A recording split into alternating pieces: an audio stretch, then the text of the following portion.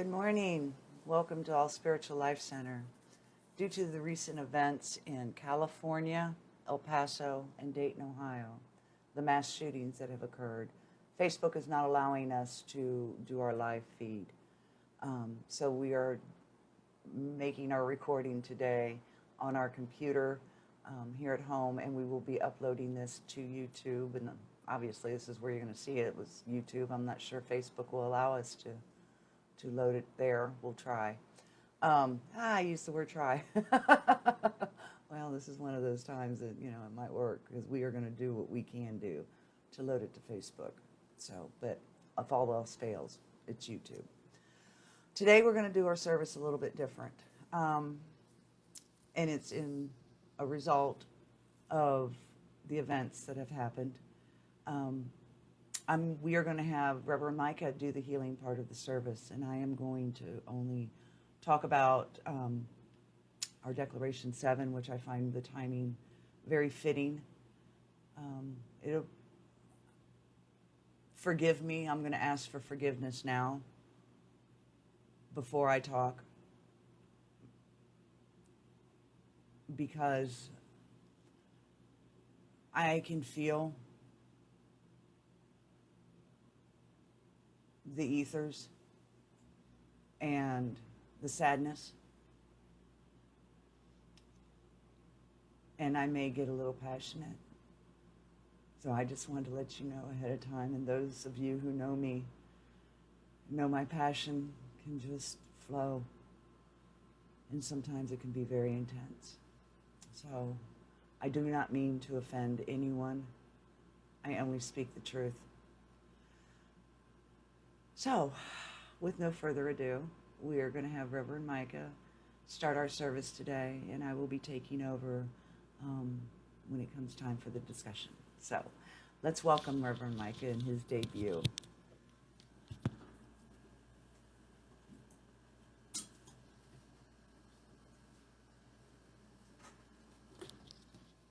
Good morning, everyone. I hope you all are doing better today, despite the news that has come. And first off, I want to say that I perfectly agree with Reverend Michelle's passion. Sometimes subjects of this matter need more passion imbued into them so that maybe a message will cement itself further in the hearts and minds of all the people who are watching. I had a dream last night, and some of the particulars I wouldn't be able to share with you. Some of them I can't even remember myself. What I do know is that I was surrounded in a world that was just pure chaos. There was darkness all around. The people were wallowing in just mass fear, and I felt that actually creep into me.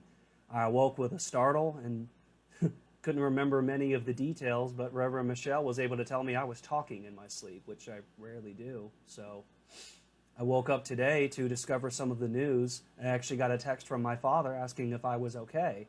I didn't even know what he had meant until I checked the news this morning and found out what had happened just 5 to 7 minutes down the street from us. And then that led me on the trail of discovering what happened in El Paso, Texas yesterday, and what happened at the California Garlic Festival just recently. And a lot of these things, when I hear them, actually just fill me with an incredible sadness. And they also fill me with an incredible anger. And I'm sure that's the same for many people that are watching this right now. And truth itself, what we have to remember is that it can be very uncomfortable. And what's going to solve and hopefully heal many of the people involved in this situation right now is not to run from truth. It's not to bury our heads in the sand and pretend that it doesn't exist, that we live in a world that's white and fluffy and that there's peace everywhere, because there's not. And we're going to be discussing more of that here today. What I'm actually wanting to do for this healing service is to hopefully create more of a space within each and every one of us of peace and of silence, so that we can receive the words that we need to hear, the words that all of us need to hear. Because what I want everyone to remember right now is that we cannot put the blame of certain just on a group of people, whether it's one side or the other. Those in power, yes, there are people to blame for some of this, but we have to remember that if we want to create a world that is unified and people that are unified, this is an essential truth that we have to remember. When one of us succeeds, all of us succeeds. When one of us fails, all of us fails. And we need to take our personal responsibility for this failure that has been created, because even if we weren't active in the situation that happened, we were standing by while something needed to be done and nothing was. We are all responsible for these things that happen. I'm taking responsibility for me, Micah Hale, today for what has happened, because I want to be more proactive about initiating these changes instead of reactive about when they happen. It's sad that we only come together when these things happen as an aftermath, than trying to come together beforehand and prevent them from doing so. Maybe there's more in store for us to finally realize that. Maybe this can be the single event that changes everything. We won't know until we actually do it. And in that, I want to invite you all to breathe with me. Close your eyes. Get yourself in that place of peace.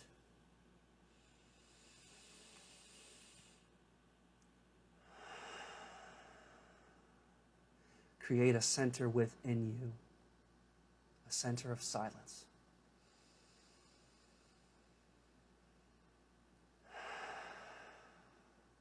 Remember the people that are no longer here physically with us. Remember the people that caused that to happen, because they are also in need of forgiveness. They are also in need of understanding, just as much as the people who have been hurt from this. For the families of the victims and for the families of the perpetrators, hold peace and hold forgiveness in your heart for them, because they are the ones that need it just as much as all of us.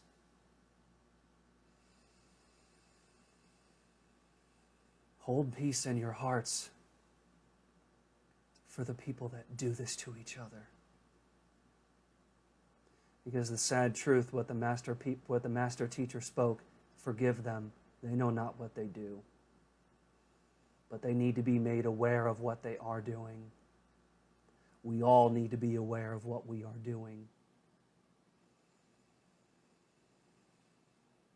Breathe in peace. Breathe out strife. Breathe in compassion. Breathe out hate. Breathe in the need for justice. And breathe out passivity of standing by. Mother and Father, infinite Spirit that lives each and every one of us, we call to you now to remind us of why we are here. We are here to love one another. It is the greatest commandment. Love your neighbor as yourself. Love those who hurt you and love those who celebrate with you. Because those who hurt are hurting themselves. And we need to remember that. We need to remember that we are all your children.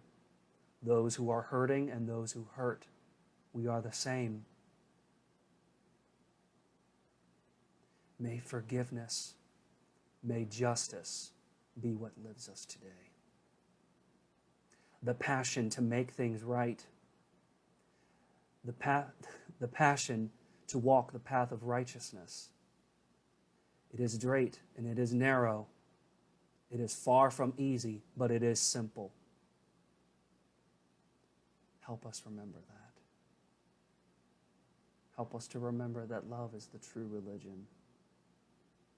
Tough love, easy love, forgiving love, just love.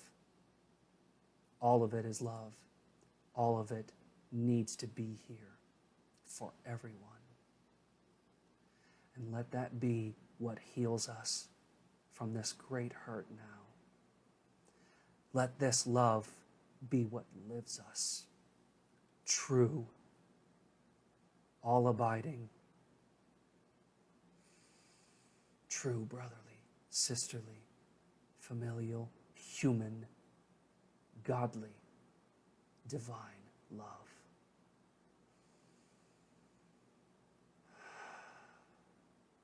May this be ever present in our words and in our actions, in everything that we do. May we no longer see the other. May we only see ourselves. There is no us and them, just us. Together, we say, so mote it be, so it is, and amen. Thank you for letting me share that with you all today. I hope it led to some more healing for you. And I hope that this pervades in the ethers and carries to everyone else. Now, for the passion that needs to be said and for the truth that needs to be spoken, I hand it over to Reverend Michelle Hale.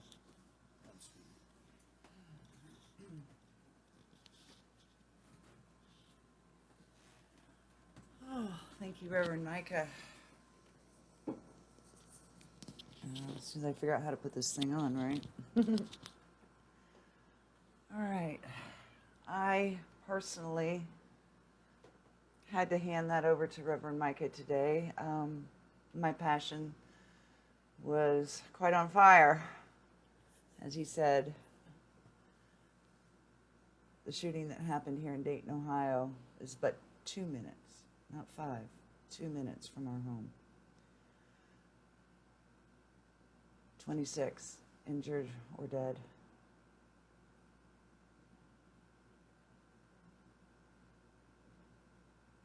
That breaks my heart that we're still so uncivilized. But maybe we can bring more civility and for more unification to our world if we can begin having it for ourselves and begin teaching it to our children. So that's what today's service is going to be about. We didn't read the declarations in the beginning, and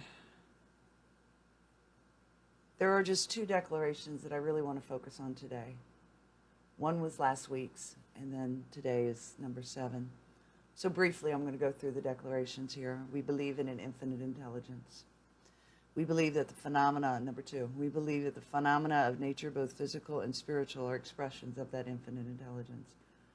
That means all life is that which we call God. Think about that for a minute. We affirm that the existence and personal identity of the individual continue after the change called death. The only thing that dies is the body. There's only life. But there is a form of death, and we're going to discuss that a little bit today. Number 5, we affirm that the communication with the so-called dead is a fact, scientifically proven by the phenomena of spiritualism. We want to thank spiritualism. We want to thank spiritualism for not being afraid in the time period that they arose to begin communication with spirit and bringing that into the public eye once more. That was the true reason for the organization's founding, was to remind people that we can speak to our loved ones, to the divinity, to the divine, to the angelic order, that it is not separate from us. And I give my thanks out to spiritualism for not being afraid and standing and creating that change, which is what we need to begin creating again today. Number 6, we believe that the highest morality is contained in the golden rule. Whatsoever ye would that others should do unto you, do ye also unto them. Number 7, we affirm the moral responsibility of individuals and that we make our own happiness or unhappiness as we obey or disobey nature's physical and spiritual laws. Number 8, we affirm that the doorway to reformation is never closed against any soul here or hereafter. And number 9, we affirm that the precepts of prophecy and healing are divine attributes proven through mediumship. So last week we talked about Principle 6, the Golden Rule. Today we're going to talk about Principle 7. Principle 7, we affirm the moral responsibility of individuals and that we make our own happiness or unhappiness as we obey or disobey nature's physical and spiritual laws. And here's what they have written about it. Man himself is responsible for the welfare of the world in which he lives. Let me read that again. Man himself is responsible for the welfare of the world in which he lives, for its welfare or its misery, for its happiness or unhappiness. And if he is to obtain heaven upon earth, he must learn to make that heaven for himself and for others. Individually, man is responsible for his own spiritual growth and welfare. Sins and wrongdoing must be outgrown and overcome. Virtue and love of good must take their place. Spiritual growth and advancement must be attained by aspiration and personal striving. Vicarious atonement has no place in the philosophy of spiritualism. Each one must carry his own cross to Calvary's heights in the overcoming of wrongdoing and replacing them with right. It's a pretty powerful, morally responsible for the world in which we live in. So just because these acts occurred doesn't mean we don't have responsibility, as Reverend Micah was discussing. We do. And part of our responsibility is to not be afraid to delve into our darkness, our personal shadows, so that we know not to react from these any longer, so that we can begin understanding our emotional triggers, our fears, and our false beliefs, so that we don't live from those any longer, and we become a demonstration that there is something different, and that we can live in a world where we work together. This is not fluffy white utopia talk. The world lived this way once, 50,000 years ago. We've been here longer than that. A lot of our history has been hidden from us. We can no longer teach our children that it's okay to sit in front of a video game and shoot up everything on the video game, because what we're doing is desensitizing our children. We can no longer teach our children color of humanity, of being different. We need to teach our children that the color of humanity is what creates the rainbow. We need to teach our children what is on our Statue of Liberty.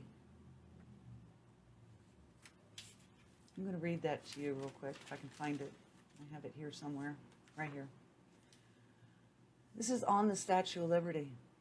Give me your tired, your poor, your huddled masses yearning to breathe free. The wretched refuse of your teeming shore. Send these and the homeless. Tempest tossed to me. I lift my lamp beside the golden door. This is on our Statue of Liberty. Yet we still tend to look at each other in such a fashion as white, brown, yellow, immigrant, United States citizen. We are a world,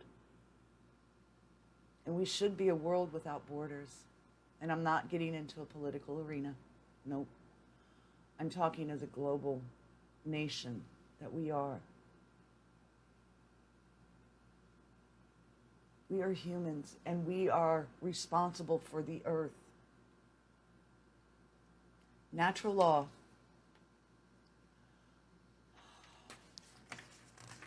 The definition for natural law is a body of unchanging moral principles regarded as a basis for all human conduct. All human conduct. Natural law, there's two definitions. An observable law relating to natural phenomena. The law that we're discussing today is the law of cause and effect. The way things have been going for the past 2,000 years and even longer is not working anymore. It's not working. We can no longer teach our children that only one religion is right and that all the others are going to go to hell. We can no longer teach our children that human life doesn't matter, or to separate black lives, white lives. All life matters. All life matters. There is no color. We've got to stop seeing color and see the beauty. The color of the people of the planet is what makes that rainbow. We don't look at a rainbow and say, oh, the red shouldn't be up there. It's interfering with the rest of the rainbow. Well, that red blends into a beautiful orange. And the orange blends into a beautiful yellow. We can't say that one color is better than another. We can't say that one race is better than another because there's only one race here. And it's human.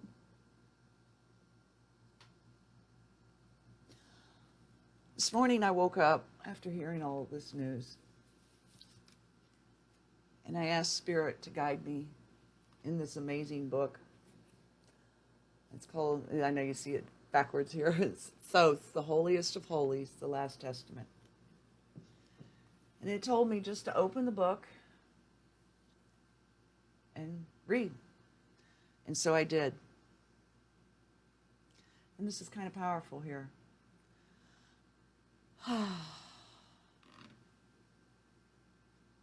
It says, the following of this false belief is like adultery with Jezebel, who calls herself a prophetess.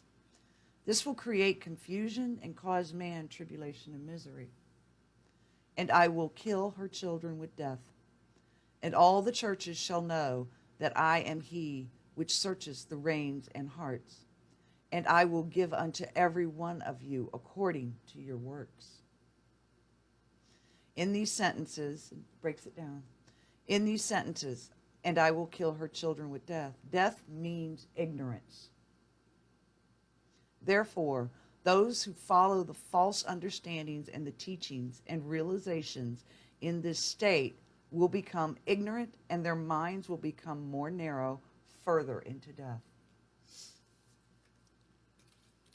That was powerful.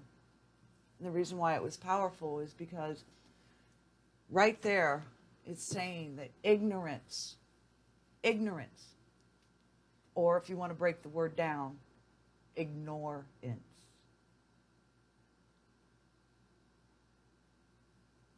We have to take personal responsibility for our own ignorance. And that comes into the moral responsibility that we were discussing a few minutes ago of that principle, that we make our own happiness or unhappiness. And yes, a part of that means our personal lives, because that's where it has to begin. It has to begin within. And the only way that we can begin installing heaven on earth is we have to start with ourselves. It's a one-person job in the beginning. But what that does is it vibrates out into the collective consciousness. What happens to one person happens to us all. And if we get into ignorance, that's not my life, that's not my world, then we're living in an illusion. An illusion is a demon.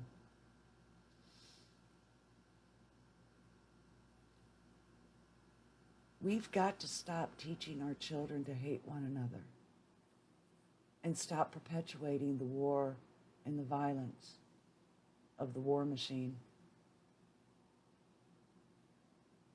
How we begin doing this is we look inward. How do we look inward? We light our flame and we go into the darkest recesses of ourselves and we begin getting it out of us.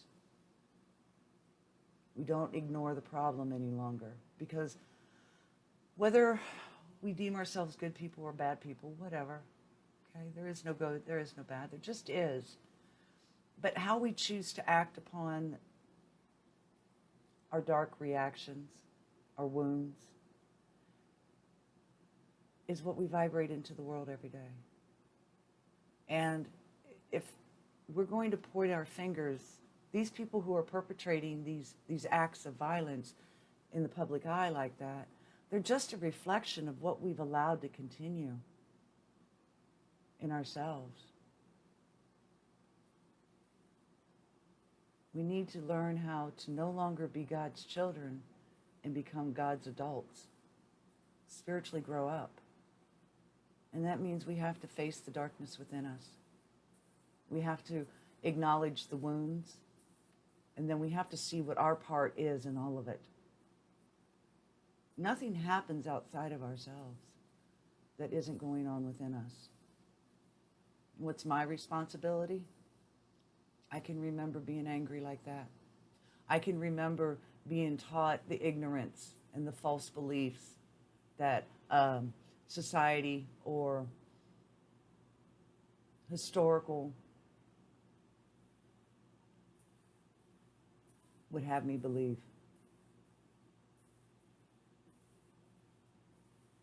I remember being violent within myself, not so much outwardly to people, but boy, in my mind, if you walked through my mind and I was angry with you, I was very violent. And we think that these thoughts don't matter. And I have learned that they do matter.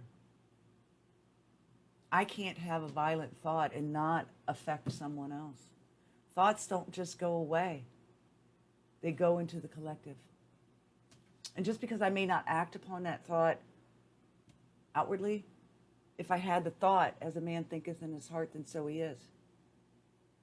If I had the thought, and even if I changed my mind on the thought, it's still that thought went somewhere. Energy doesn't just go away.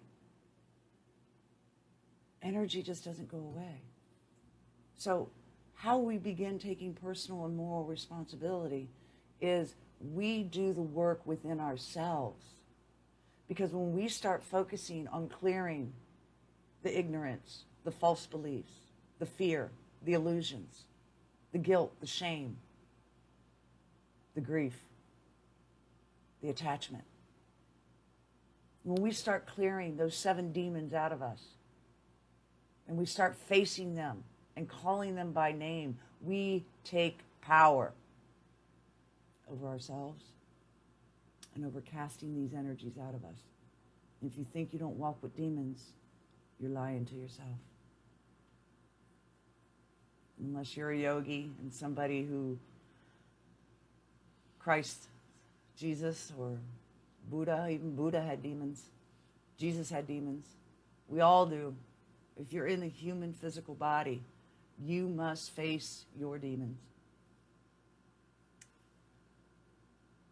Demons are fear, energy, and they can be cast out of you by you not being afraid to turn within and facing all of you, embracing your light half and your dark half,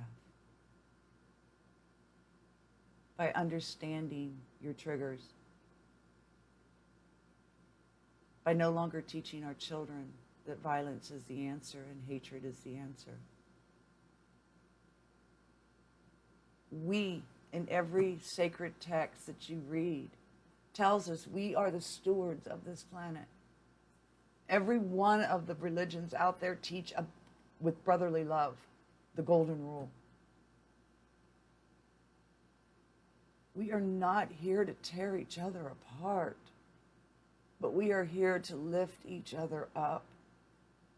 And sometimes that means you got to stand in the face of injustice. Stand against tyranny. When everybody else is not wanting to welcome immigrants, remind yourself this country was founded on immigration. That all people are welcome. And we shouldn't be afraid of our brown brothers and our black brothers, yellow, white, red. But we should embrace each other, help each other, live for each other.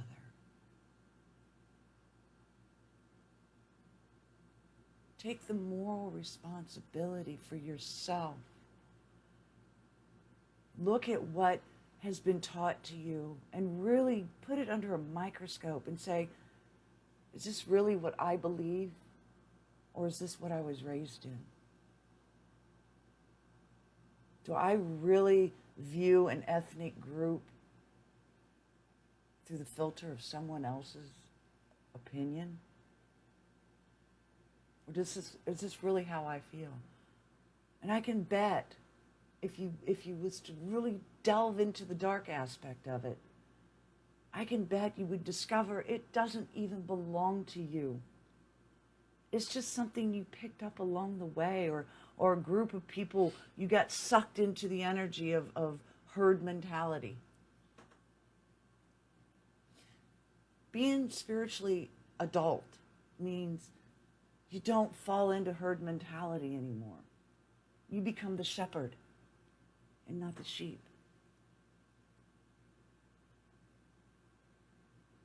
You care.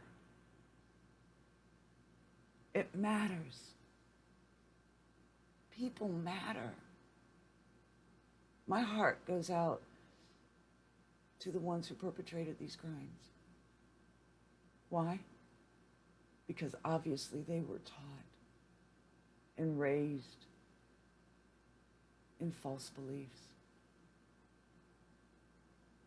My heart goes out to the victims of these crimes. I send my light and my love and my justice to the healing of the families. But we can't allow this to continue perpetuating war and anger and violence. We can't no longer teach our children the way things have been. It's time that we delve into truth. The law of cause and effect, natural law, determines our own happiness or unhappiness, personally and globally.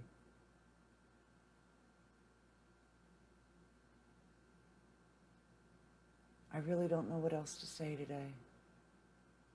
I apologize if anything I've said has offended, but if I have offended, then maybe that's a cue that you need to go in and ask yourself why. I know that's what I do. And I try to, I seek, I don't try, I seek what works for both parties.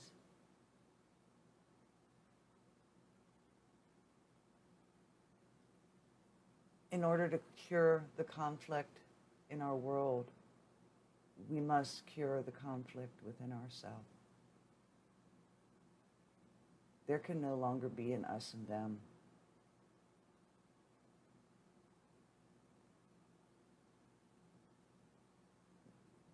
I don't know what else to say today. That's the best I can give today. My heart aches. My soul breaks. I can feel the ethers crying. I love you. I love each and every one of you, whether I have met you or not. Because love, I have made my religion. I study many. I read from many because I seek the golden thread that they all say.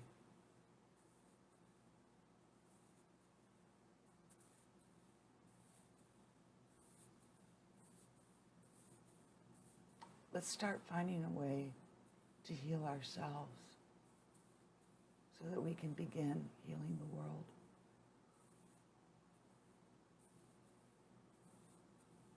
Thank you. Reverend Micah, you want to do the benediction? Have a blessed day.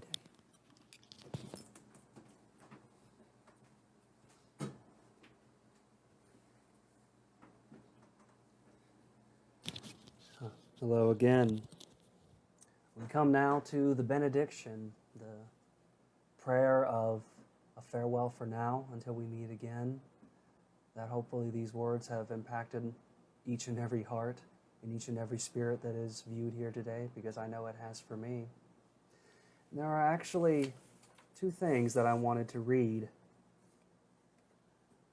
that will help cement that when you look at every person, no matter who they are, you see only the face of the divine. I have made your name known to them and will make it known, so that the love with which you loved me may be in them and I in them. And love does no wrong to a neighbor. Therefore, love is the fulfillment of the law. All we're talking about here are laws, whether they be natural, physical, spiritual, all one and the same. Love is the fulfillment of them. What is love exactly? It takes many forms. It takes many names. If love is truly my religion, then love is my God. Love is my goddess. Love is the law from which I live. Love is bond. I hope we all remember that as we leave here today. Would you all close your eyes with me?